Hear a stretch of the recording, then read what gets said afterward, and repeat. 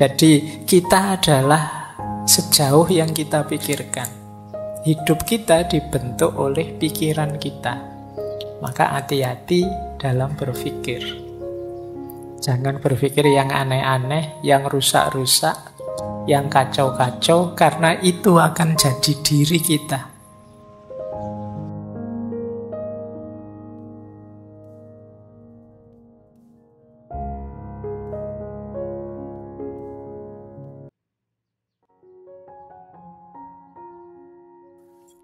Kita menjadi apa yang kita pikirkan.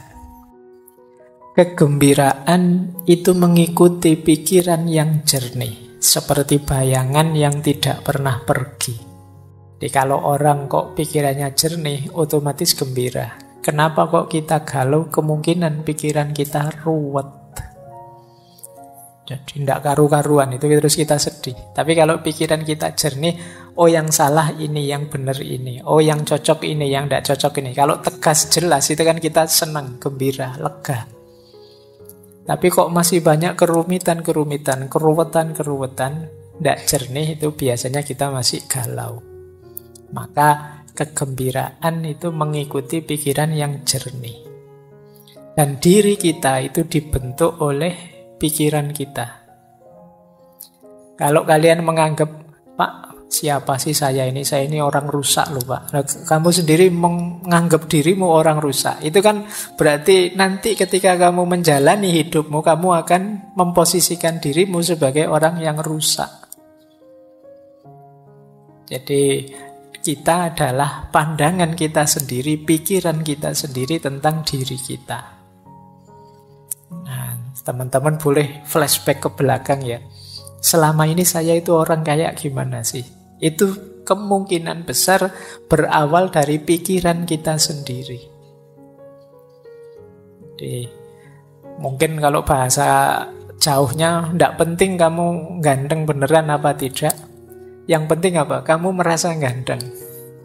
Orang itu merasa ganteng saja, itu kan gayanya kayak orang paling ganteng sedunia kan sudah. Jadi meskipun secantik apapun kalian, seganteng apapun kalian, kalau pikiranmu, saya itu Pak, ya gayamu juga merasa seperti orang yang biasa saja. Jadi kita adalah sejauh yang kita pikirkan. Hidup kita dibentuk oleh pikiran kita. Maka hati-hati dalam berpikir. Jangan berpikir yang aneh-aneh, yang rusak-rusak, yang kacau-kacau, karena itu akan jadi diri kita. Kalau ada peribahasa dalam bahasa Inggris yang isinya to know is to be. Tahu itu sama dengan menjadi sesuatu. Apa yang ada di pikiran kita, seperti itulah nanti hidup kita. Kalau kita isi dengan hal-hal yang positif, ya hidup kita akan menjelma positif. Tapi kalau pikiran kita isi dengan banyak hal negatif, ya kita akan jadi orang yang negatif. Nah, ini pesan besar pertama ya, pentingnya pikiran. Makanya kata Imam Ghazali, pikiran itu pasukan kita yang paling kuat.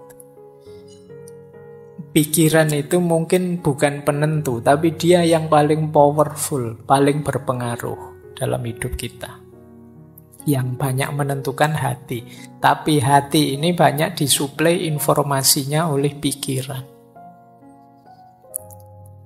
Baik, coba ya bayangkan kalian ngaji tadi berangkat sambil membayangkan, wah nanti ngajinya mesti lama 2 jam. Mesti itu. Ya, jadi kamu duduk baru 1 detik, 2 detik pertama, itu pikiranmu sudah 2 jam yang akan datang. Ini masih lama 2 jamnya ya masih. Jadi kamu belum ngalami saja, rasanya sudah lebih dari 2 jam kamu duduk di sini. Itu karena pikiran. Kayak puasa besok, itu kan biasanya ada itu yang ngitung-ngitung kapan Idul Fitrinya. 5 hari lagi Lebaran, 4 hari. Jadi Lebarannya rasanya sebenarnya masih belum datang, tapi seolah-olah itu conditioning pikirannya itu sekian hari lagi, sekian hari lagi. Itu pikiran.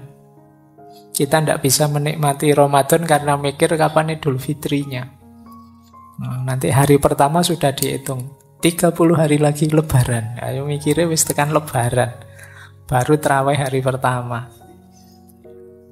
Jangan-jangan kalau pas terawih hari pertama kita pikirannya nanti lebaran mudiknya tanggal berapa ya. Bajuku sudah berapa ya. Wis mikirnya lebaran.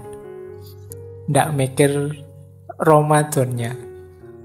Barang siapa yang begitu datang Ramadan seneng, itu diharamkan neraka. Yuk. Begitu Ramadan datang kamu seneng, tapi Ramadannya sendiri datang kamu lupa. Yang hadir di pikiranmu lebih banyak Idul Fitrinya sama liburan kuliahnya. Jadi kupuh prei sama seneng-seneng Idul Fitrinya sampai lupa lebaran. Itu pikiran. Hidupmu, gayamu, orientasimu ya ditentukan oleh pikiran. Maka penting pikiran yang jernih. Ada lagi kalimat dari Zhuangzi. Kalau ini salah satu tokoh dari Taoisme. Dulu pernah kita bahas khusus beliau ini. Kata dia begini, mereka yang mengikuti Tao. Tao itu artinya jalan. Ini konsepnya mungkin agak dekat dengan kalau dalam Islam ada thariqat, sama-sama jalan. Meskipun definisinya agak harus didalami lagi, tidak sederhana tahu itu. Tapi siapa yang mengikuti tahu pasti memiliki pikiran yang jernih. Orang yang pikirannya jernih ini mereka tidak membebani pikiran mereka dengan kecemasan.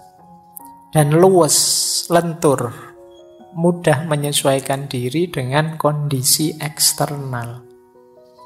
Ini cirinya orang yang pikirannya jernih. Orang yang mengikuti jalan pikirannya akan jernih. Kalau pikirannya jernih, dia ini mudah menyesuaikan dengan kondisi situasi di sekelilingnya dan tidak mudah cemas. Kalau teman-teman kok merasa sering cemas, kemungkinan pikirannya belum jernih. Saya tidak bilang tidak jernih ya. Nanti kalau kamu tersinggung. Jadi pikiranmu mungkin belum jernih. Perlu dijernihkan kembali. Malam hari ini kita latihan pelan-pelan nanti menghadapi pikiran yang tidak jernih ini. Saya tambah 3 lagi. Dari beberapa, yang pertama dari Erich Fromm, psikolog, psikoanalis, filosof yang pernah kita bahas tentang cinta. Kata dia, punya pikiran yang jernih dan ruang yang bersih memungkinkanmu untuk berpikir dan bertindak secara bertujuan, tidak asal-asalan. Jadi kalau pikiran kita jernih itu mengorientasikan tindakan itu enak. Tapi kalau pikiran kita ruwet, kadang kita tidak tahu kenapa melakukan ini, kenapa melakukan itu. Pokoknya isi ini pikiran bulat. Nah, ini membuat kita bertindaknya juga tidak kontrol. Karena pikiran menentukan diri kita. Atau kata yang dari India, Naval Ravikant. Ini sebenarnya bisnismen, tapi juga penulis. Kata dia, kita mengatakan bahwa kita menginginkan peace of mind. Tetapi sebenarnya yang kita inginkan adalah peace from mind. Nah, ini menarik. Kata Ravikant ini, kita itu kan sering bilang saya ingin tenang. Pikiranku ingin tenang, peace of mind. Tapi sebenarnya bukan pikiranku ingin tenang, tapi peace from mind. Peace from mind itu mungkin mudahnya kita definisikan ada banyak hal yang harus kita buang, kita sisihkan yang ada di pikiran kita itu. Karena mungkin tidak penting, tidak urgent. Dari situ terus muncul ketenangan. Ini namanya peace from mind. Tidak sekedar peace of mind. Peace of mind itu mungkin sifatnya tidak bisa lama. Tenang dulu sebentar, kayak kalau kemarin pakai teorinya Schopenhauer kan pakai musik saja bisa untuk peace of mind. Tapi kalau peace from mind, membersihkan pikiran dari hal-hal yang tidak penting, tidak jelas, tidak ada gunanya, itu akan menenangkan. Nah, silahkan nanti teman-teman ya, boleh dicermati isi kepala kita itu selama ini apa saja sih. Bisa tidak teman-teman coba dibayangkan sejak tadi pagi sampai malam hari ini, itu sempat mikir apa saja? Berapa banyak yang dipikirkan itu hal-hal penting dan berapa banyak hal-hal biasa saja dan berapa banyak hal-hal tidak penting? Atau jangan-jangan ada pikiran-pikiran yang merusak, pikiran-pikiran negatif. Nah, kita jarang yang mencermati pikiran kita sendiri. Kira-kira yang paling mempengaruhimu itu pikiran-pikirannya siapa? Atau pikiran yang seperti apa? Atau berita informasi yang seperti apa? Terus kamu nilai, ini penting enggak sih? Ini ada gunanya enggak sih? Kayak filternya Socrates dulu itu. Ini kalau saya enggak tahu, ada gunanya enggak sih untuk hidupku? Terpengaruh enggak sih saya kalau saya enggak tahu ini? Coba ya, nanti kamu cek lagi. Kalau masih bingung juga caranya gimana sih Pak? Kamu buka WA-mu sajalah. WA grup atau WA yang kamu sendiri. Itu kira-kira info-info di situ itu hal-hal penting. Atau ya, isinya iseng semua saja. Semuanya isinya share, komen, like, dan isinya bongso ngono-ngono kuwi. Semuanya copy paste. Nah, kira-kira kalau kamu ndak ngerti itu, kira-kira ada gunanya ndak sih? Kalau misalnya dicoba ya, coba kalau ndak usah kamu baca info-info di grup-grup WA-mu itu 1-2 hari saja, terus hari ketiga kamu buka, kamu ketinggalan informasi banyak ndak sih? Ada hal penting yang terlewat ndak sih? Atau ya biasa saja itu Pak? Saya bisa langsung ngikuti di hari ketiga itu bisa ngobrol lagi, tidak ada yang ketinggalan sama sekali. Oh berarti mungkin banyak pembicaraan yang tidak penting. Nah coba ya kamu sendiri yang ngecek sejauh mana sih aktivitasmu sehari-hari itu bermakna. Ayo sejak pagi sampai malam hari ini sudah melakukan apa saja? Berapa persen dari yang kita lakukan itu hal penting, berapa persen hal rutin, dan berapa persen hal tidak penting. Nanti akan kelihatan siapa diri kita. Baik, saya lanjutkan. Ini yang terakhir ada pandangan dari Paulo Coelho. Ini penulis. Tulisannya banyak, kata dia, santailah, biarkan pikiranmu menjadi kosong, dan kejutkan dirimu dengan harta karun yang mulai mengalir dari jiwamu. Jangan lupa, jiwa kita ini khazanah yang luar biasa. Kalau teman-teman mau membacanya. Nah, khazanah yang luar biasa ini sering terpendam, tidak muncul. Kenapa? Karena kita sibuk oleh hal-hal di luar diri. Sampah pikiran kita banyak sekali, luar biasa. Sehingga tidak bisa masuk lagi hal penting justru dari dalam diri kita sendiri. Maka kata Coelho, santailah coba. Tidak usah mikir apa-apa, biarkan dirimu jernih. Nanti ada banyak hikmah yang mengalir dari jiwamu. Ada banyak wawasan-wawasan yang mungkin mengejutkanmu. Jadi makanya kalimatnya kejutkan dirimu. Betapa luar biasanya dirimu, cuma kamu tidak sadar saja. Baik ya, ini sebenarnya memprovokasi kita untuk berpikir jernih. Ayolah, menjernihkan pikiran. Hari ini banyak distraksi yang membuat kepala kita ruwet. Jadi saya sering didatangi teman-teman muda, mahasiswa dan lain sebagainya yang itu mengkonsultasikan sesuatu yang sifatnya hanya overthinking. Jadi sekedar cari ruwet saja. Yang tidak ada manfaat praktisnya, tidak ada manfaat idealis nilainya untuk hidup praktisnya. Nah ini tidak saya salahkan ya, tetap luar biasa betapapun nambah wawasan, nambah ilmu itu bagus. Tapi kalau bahasa saintifiknya kurang tepat guna. Jadi ya nambah ilmu oke saja, nambah wawasan oke saja. Tapi kalau bisa ya yang paling tepat guna, manfaat untuk meningkatkan kualitas dirimu dan kualitas hidupmu. Jadi jangan hanya dipilih, wah rasanya ini menarik Pak. Ya kalau menarik ya banyak hal menarik, luar biasa. Tapi itu manfaat enggak untuk hidupmu? Penting enggak untuk peningkatan kualitas dirimu? Nah, baik, ya mumpung masih muda. Jadi kalau timbunan wawasanmu itu sesuatu yang manfaat, baik untuk dirimu dan untuk lingkunganmu, ya insya Allah nanti kalian akan jadi orang yang hidup seperti dijanjikan Allah. Semakin nambah ilmunya, semakin tinggi derajatnya. Baik, bismillah. Yuk kita mulai bersih-bersih. Ya, ini yang ada di pikiran kita, yang penting dibersihkan. Nanti pelan-pelan ya kita bersihkan satu-satu. Yang pertama, negative thinking. Yang kedua, overthinking. Yang overthinking nanti kita langsung shortcut saja bagian praktisnya karena kita sudah pernah membahas ini meskipun digabung dulu dengan insecurity. Dan yang ketiga, dirty mind. Dirty mind itu pikiran yang kotor. Ya biasanya kalau kalian buka kamus, dirty mind itu pikirannya itu arahnya ke situ-situ terus. Ya, situ-situ kalian ngerti lah ya, sudah balik semua kan ini. Saya tidak perlu menjelaskan detail, apalagi dikasih ilustrasi gambar kan tidak perlu. Kalian sudah ngerti, pikiranmu gambarnya sudah begitu semua. Ini pikiran kotor. Mungkin kalian gelisah, ini caranya piye ya menghapus ini.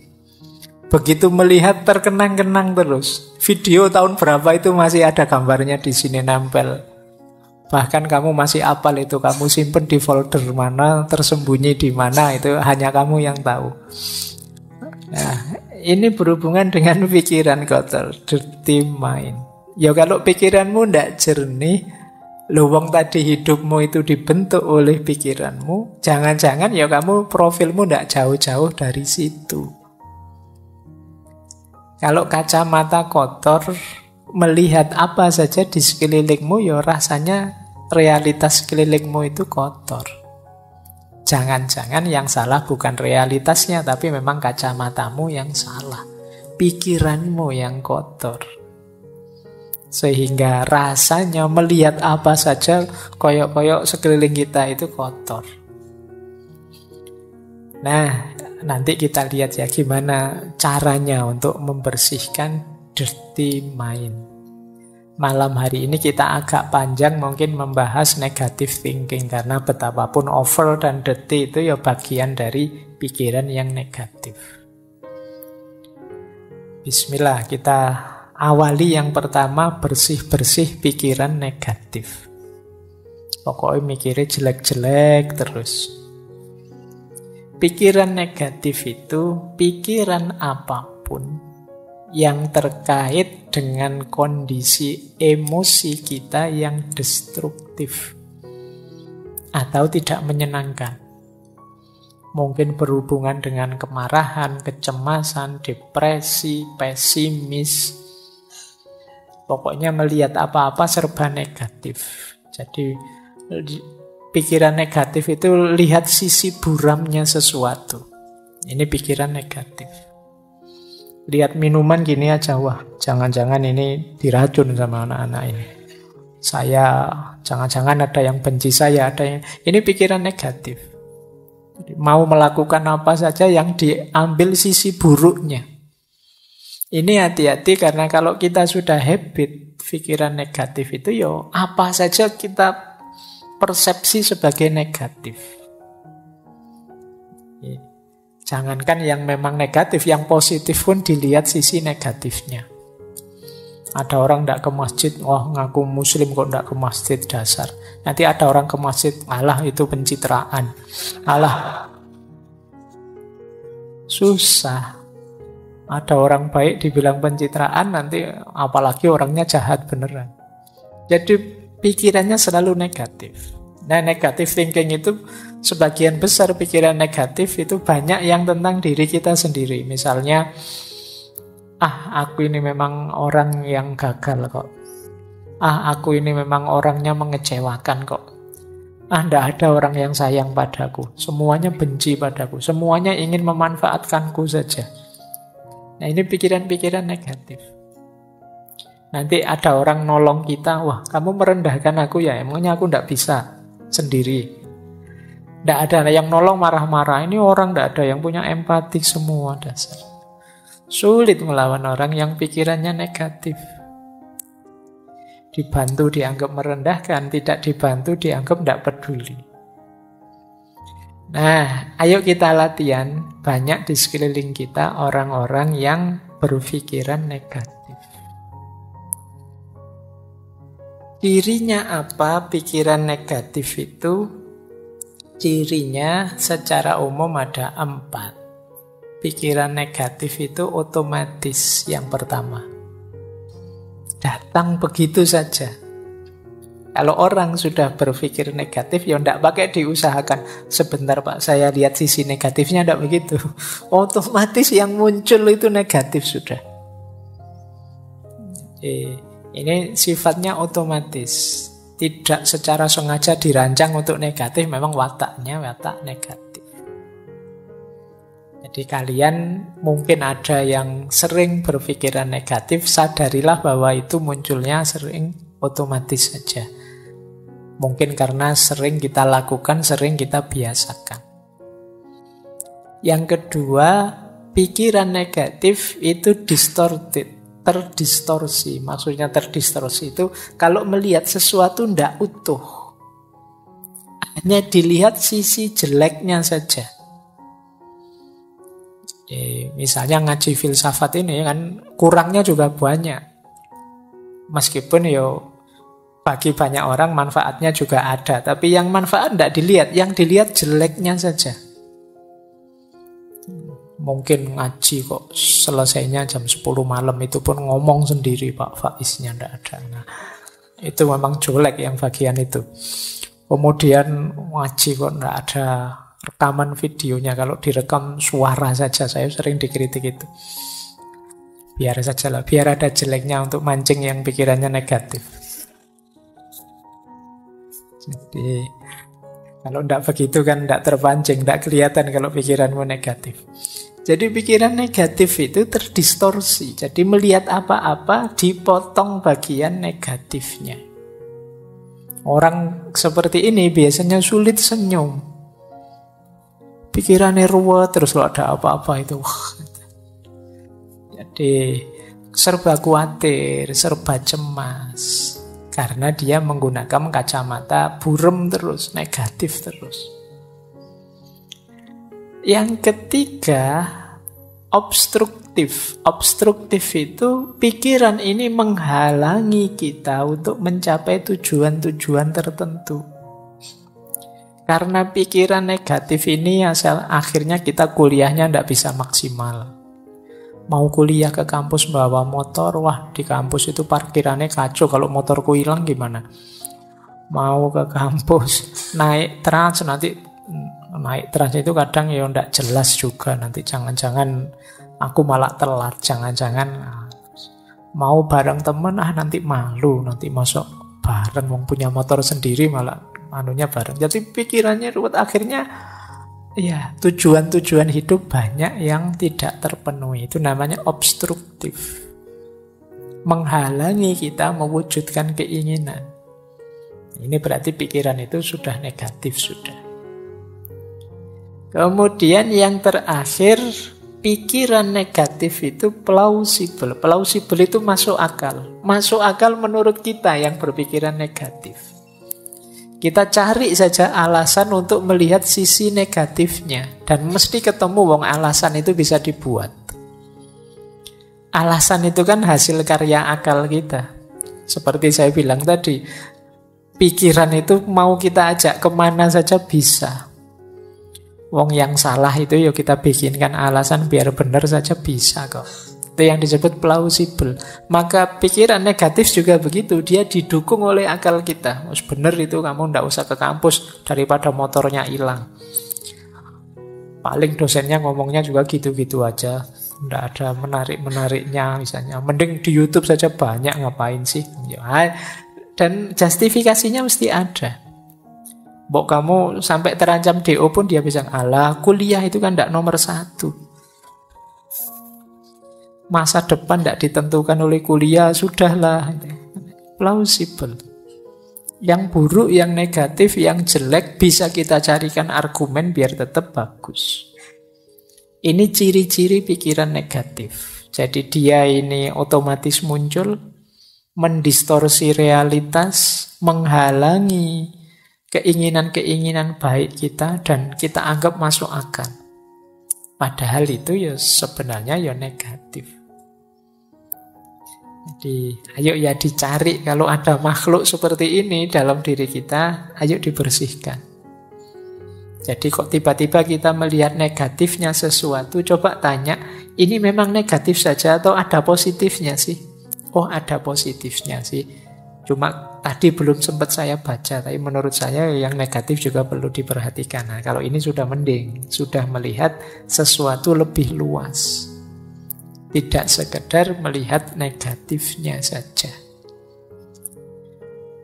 Baik. Nah, sekarang kita pelajari akar-akarnya ya. Agak banyak ini, yang biasanya jadi sumber pikiran negatif. Saya ngasih contoh kuliah-kuliah saja ya. Saya khawatir kalau ngasih contoh yang dunia yang berbeda. Wong saya dunianya ya di kampus. Yang pertama, sumber pikiran negatif itu bisa jadi dari penyaringan kita. Jadi kita mengabaikan yang positif, kita saring, kita ambil yang negatif saja.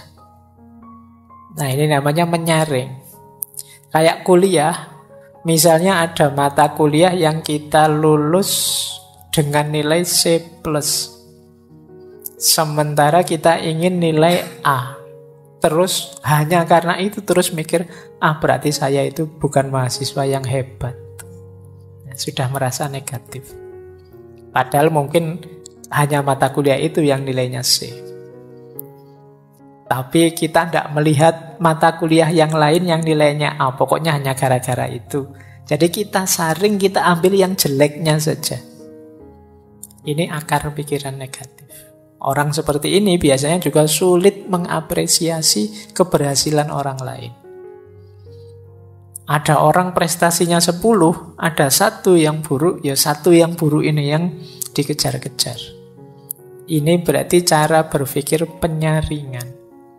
Menyaringnya diambil yang jelek-jelek saja. Ini akar yang pertama. Akar yang kedua, lahirnya pikiran negatif itu karena cara berpikir hitam putih. Kalau tidak A ya B. Jadi hidup ini ya kalau nggak gagal ya sukses.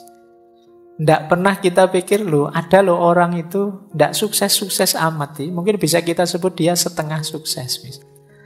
Yang kamu tidak gagal banget ya setengah gagal atau seperempat gagal lah misalnya. Kan apa tidak bisa begitu. Kita selalu inginnya langsung kalau tidak baik ya mesti buruk. Orang itu kadang-kadang ada yang abu-abu juga. Entah baik, entah buruk kita juga tidak tahu fullnya gimana. Tapi ya ada baiknya. Tapi juga ya tidak sepenuhnya baik lawang manusia aja kok. Nah, kita sulit berpikir gini. Kita mikirnya selalu hitam putih.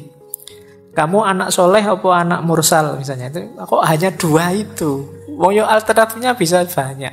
Jadi kamu boleh kok bilang, Pak, saya itu anak seperempat soleh, Pak. Jadi yang 3/4-nya masih agak mursal. Tapi ya lumayan lah ada seperempatnya. Ini kan bisa saja orang begitu. Saya itu ya kalau sholat, puasa yang wajib-wajib ya rajin Pak. Tapi ya bohong juga masih sering. Nah, ini kan tidak bisa pure putih, tidak bisa pure hitam. Tapi orang yang berpikirnya serba hitam putih itu sering terjebak ini. Karena dia tendensinya negatif ya terus. Kalau tidak putih pasti hitam. Nah, kalau tidak A pasti B. Ini membuat orang kemudian pikirannya jadi negatif. Baik. Yang ketiga, generalisasi berlebihan. Hanya karena melihat temannya yang satu ini datang kuliah telat, langsung dijudge, wah dasar kamu mahasiswa males. Padahal itu ya baru saat itu saja telat, tapi yo dari hanya sekali itu kita simpulkan untuk semuanya. Ini namanya generalisasi berlebihan. Kadang juga untuk dirinya sendiri. Aku ini memang orang yang tidak jelas misalnya. Yang ngomong awake dhewe, padahal mungkin hanya dari satu fakta. Hanya sekedar lupa naruh kunci misalnya, itu dirinya sendiri dimaki-maki, dasar bodoh, dasar orang pelupa. Ini namanya over generalisasi. Apa ya sih hanya karena itu saja kok. Besok lupa lagi kunci, wah tambah kamu marahi lagi, wah sekarang sudah benar memang aku ini orangnya pelupa padahal belum tua, masih muda kok sudah pikun, aku ini kok dimarah-marahi sendiri dirinya. Ini jenis negative thinking.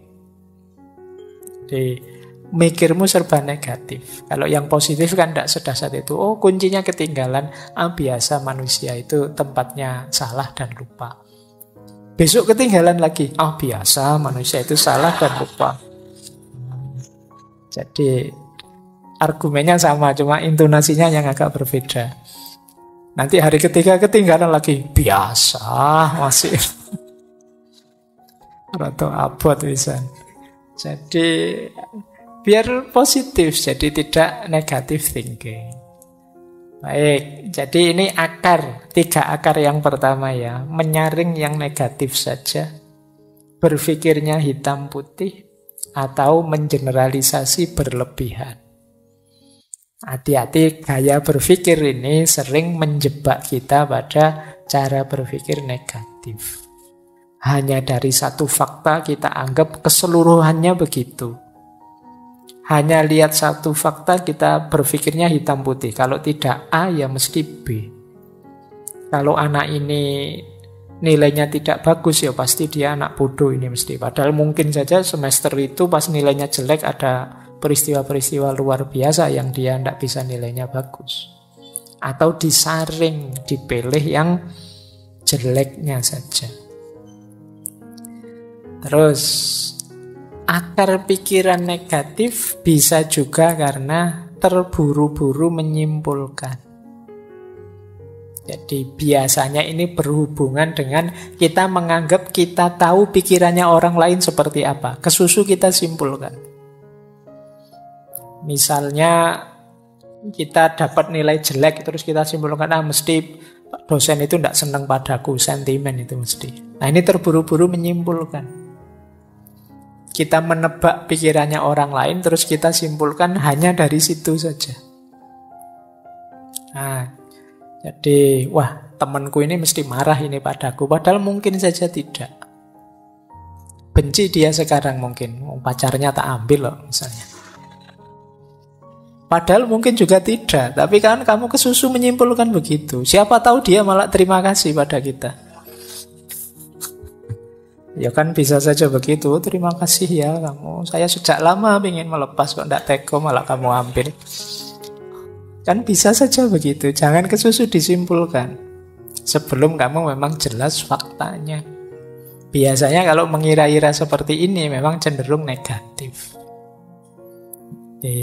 Wah mesti dimarahi saya ini. Wah mesti kecewa dia padaku. Wah orang tuaku mesti tidak suka aku begini. Terus kita gelisah sendiri. Padahal pulang beneran ketemu orang tua ya tidak semarah itu. Tidak seperti bayangan kita. Nah akar pikiran negatif yang lain yaitu katastrofising. Jadi katastrof itu bencana, bahaya. Nah ketika kita mikirnya selalu yang terburuk yang terjadi. Ujiannya belum, tapi kita sudah merasa, mesti semester ini jatuh nilaiku, mesti jatuh nilaiku. Nah, ini katastrofising. Yang dibayangkan alternatif paling jeleknya. Mau ngaji filsafat sudah mikir, mesti aku tidak paham, tidak ngerti, filsafat itu berat. Sejak awal sudah nganggap berat, ya mesti aja ya. Seperti tadi kita ditentukan oleh pikiran kita. Ya berat beneran akhirnya. Ini cara berpikir katastrofising. Jadi mikirin negatif terus. yang jelek-jelek, yang berat-berat. Yo, yang terjadi yo akhirnya ya itu. Kok ndak mikir yang enak-enak saja? Alhamdulillah nilaiku jatuh, berarti ini alamat harus belajar lagi. Alhamdulillah masih diberi kesempatan untuk belajar lagi. Nah, misalnya. Jadi ngambil sudut positifnya. Alhamdulillah uangku habis, ini berarti tidak berani macam-macam, ini tidak bisa ngopi, tidak bisa nongkrong, ngaji ajalah gratis misalnya. Loh kan alhamdulillah kamu dapat yang bagus. Jadi mikir sudut positifnya. Coba uangku masih banyak, mikir kemana-mana, jalan-jalan di mall, jajan macam-macam, tapi karena uangnya habis, ngaji saja, berdoa minta rezeki sama Allah. Loh, lumayan agak dekat sama Allah. Diberi sakit juga begitu. Tidak harus negative thinking. Alhamdulillah ada sakitnya, ada remnya, lumayan buat alasan tidak masuk kuliah. Nah, jadi berpikir selalu ambil sudut positifnya. Ada juga akar pikiran negatif itu personalisasi. Personalisasi itu kita merasa bahwa kitalah yang mempengaruhi situasi. Seolah-olah kita yang bisa mempengaruhi apa yang terjadi di sekeliling kita. Ini salah saya, ini karena saya. Kadang-kadang nonton bulu tangkis saja mikirnya, kalau saya nonton mesti kalah itu. Ya, mungkin kalian nonton sepak bola juga begitu. Aku ndak nonton, kalau saya nonton kalah mesti loh. Padahal itu ya apa faktornya karena dirimu yang nonton, ya memang kenyataannya begitu. Ini namanya personalisasi. Kamu terlalu nganggap dirimu berpengaruh, tapi secara negatif. Jadi akhirnya kamu tidak nonton. Mau ya kamu tidak nonton ya tetap kalah. Tapi kamu merasa kalau kamu nonton, kamulah penyebab kekalahan itu. Sudahlah, tidak usah ngajak saya. Kalau saya ikut itu biasanya gagal. Itu namanya personalisasi. Pikiranmu negatif saja. Baik, ada lagi pikiran negatif itu karena itu tadi, salah memahami. Harusnya ini di luar kontrol, kita anggap dalam kontrol kita. Jadi ada kan banyak hal, sering saya bilang, belajar itu usaha kita, pinter atau tidak pinter itu anugerahnya Allah. Kalau ini anugerahnya Allah berarti di luar kuasa kita. Bukan salahmu kalau kamu tidak pinter. Tapi kalau kamu malas belajar itu salahmu. Awas keliru identifikasinya. Jadi ada hal-hal yang bisa kita kontrol, ada hal-hal yang tidak bisa kita kontrol. Harus pas merumuskannya. Jadi kamu naksir seseorang, kamu nembak, itu dalam kuasamu. Karena kamu nembak atau tidak nembak kan kekuasaanmu. Tapi kamu diterima atau ditolak itu di luar kuasamu. Itu urusan yang ditembak. Nah, kalau kamu tidak bisa menerima yang seperti ini, ya nanti lahirnya bisa negative thinking. Seolah-olah kamulah yang menyebabkan kamu ditolak. Mungkin kamulah yang menyebabkan kamu tidak pinter. Kamulah yang menyebabkan. Tidak. Asal kamu tidak males, ikhtiar sudah maksimal secukupnya, ya hasilnya apapun terimalah. Karena ada hal-hal yang di luar kontrol kita. Sudah nawa itu niat mau berangkat ikut ngaji. Sudah mengeluarkan motor. Kok yontilalah bensinnya habis. Uang tidak ada untuk beli bensin malam hari ini, terus balik lagi. Nah ini kan berarti ada hal-hal yang di luar kuasamu sudah. Tidak terbayangkan tadi bensinnya kok pas habis. Nah ini, jadi niat ngaji masih dalam kuasamu, tapi ada terjadi peristiwa-peristiwa di luar kuasamu, ya sudah. Biasanya orang yang berpikir negatif kalau terjadi peristiwa seperti ini, waduh, salah apa aku, dosa apa aku. Jangan-jangan kemarin menyakiti hati temanku sampai aku diazab seperti ini ya. Kenapa mikirnya ngono? Biasa saja, memang ada hal-hal yang di luar kontrol kita. Yang penting yang dalam kontrol kita sudah kita jalankan maksimal. Di luar itu ya sudah. Baik, terus ada juga akarnya pikiran negatif itu kita keliru memahami sunnatullah. Jadi misalnya kamu mendapat nilai jelek, terus saya kok dapat nilai jelek ya, tidak apa-apa lah Pak, memang hidup itu memang tidak adil loh Pak. Nah, seolah-olah nilai jelek itu karena hidup yang tidak adil, padahal ya karena kamu males saja. Tapi kamu alasanmu, hidup memang tidak adil kok. Nah, kamu nipu orang terus dipukuli orang terus alasanmu, ya seperti ini hidup Pak, penuh penderitaan. Ya. Kamu mengkhianati pacarmu terus diputus alasanmu, wah ya memang begitulah cinta, penderitaannya tiada akhir. Oh itu ya polahmu dewe, sekarang sampai putus, sekarang kamu nangis-nangis. Jadi salah memahami sunnatullah tadi. Ini mirip dengan sebelumnya. Ada yang dalam kuasa kita, ada yang di luar kuasa kita. Jadi kita itu sering menjustifikasi kekeliruan kita, kesalahan kita sebagai bagian dari pola hidup atau sunnatullah. Saya itu sebenarnya ingin jadi orang baik loh Pak. Nggak tahu kok takdir membawa saya ke sini. Ayo kamu salahkan takdir membawamu ke situ. Ya kamunya saja memang tidak serius mengarahkan hidupmu ke arah yang baik. Akhirnya kamu terseret ke situ.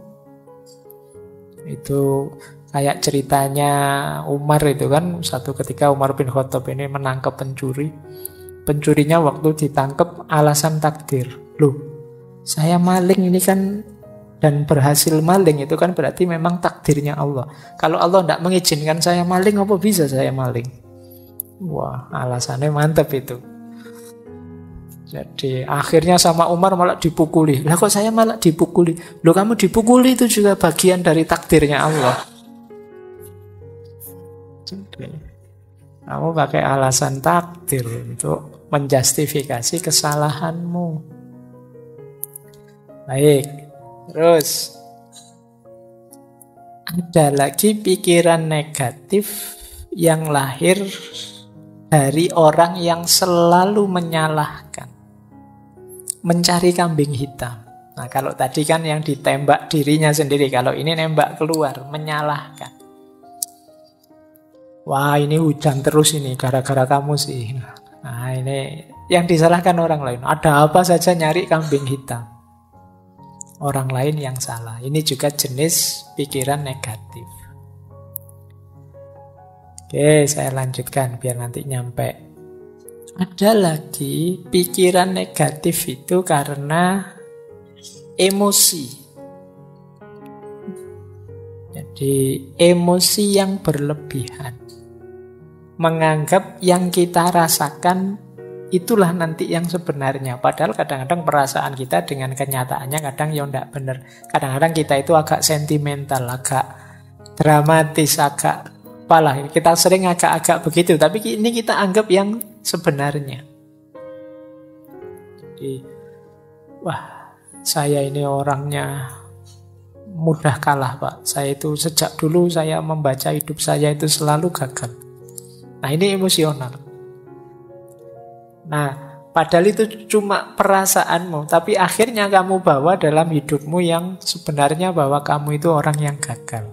Ini namanya emosi yang tidak terkendali.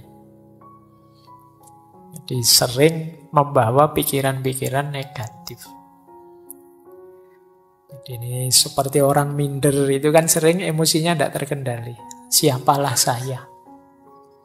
Nah, ya bukan berarti terus jadi orang sombong, tapi biasa sajalah. Tidak usah terlalu didramatisir, tidak usah terlalu emosional. Jadi nanti digoda temennya terus tersinggungnya banget. Temennya guyon sini baper misalnya. Karena emosinya tidak terkendali. Ini juga sering jadi pikiran negatif. Hati-hati karena orang yang semacam ini itu kan biasanya tidak nyaman kalau dekat orang lain. Kita juga tidak kerasan dekat orang seperti ini. Dia kalau bergurau kelewatan, begitu dibalas tersinggung. Nah, ini emosional. Hati-hati, ayo kita bentuk diri yang positif, tidak yang negatif. Terus ada lagi salah paham tentang perubahan. Tapi ini digantungkan pada orang lain. Ini mirip seperti kambing hitam tadi. Kalau kamu jujur sejak awal, aku tidak akan begini. Nah, ini salah paham tentang perubahan. Padahal mungkin yang harus dirubah dirimu, bukan dirinya. Tapi kamu merasa harus orang lain yang berubah. Biar aku jadi lebih baik, biar aku hidupku nyaman, enak. Ini juga akar pikiran negatif. Jadi selalu coba ketua kelasnya bukan kamu. Wah, kelas kita ini mesti lebih sukses semuanya. Nah, ini dilempar ke orang lain yang disuruh berubah, bukan dia yang berubah. Padahal mungkin kamu juga harus berubah, jangan hanya nyuruh orang saja. Jangan hanya ngeritik orang saja, kamu juga harus berubah. Tapi biasanya di tipe pikiran negatif ini orang hanya melihat menuntut orang lain untuk berubah, bukan dirinya sendiri. Yang selanjutnya, akar pikiran negatif itu memberi label buruk pada diri sendiri maupun orang lain. Jadi kalau dalam Islam kan dilarang memberi alqab, wala tanabazu bil alqab. Ini negatif. Jadi memberi label-label, kalau kayak di medsos itu kan sampai hari ini kan masih rame itu. Oh, dasar apa gitu kan, itu kan memberi label buruk. Ini negatif secara psikologi, juga negatif menurut agama. Ayolah ngasih label yang baik-baik saja. Jangan ngasih label yang buruk-buruk.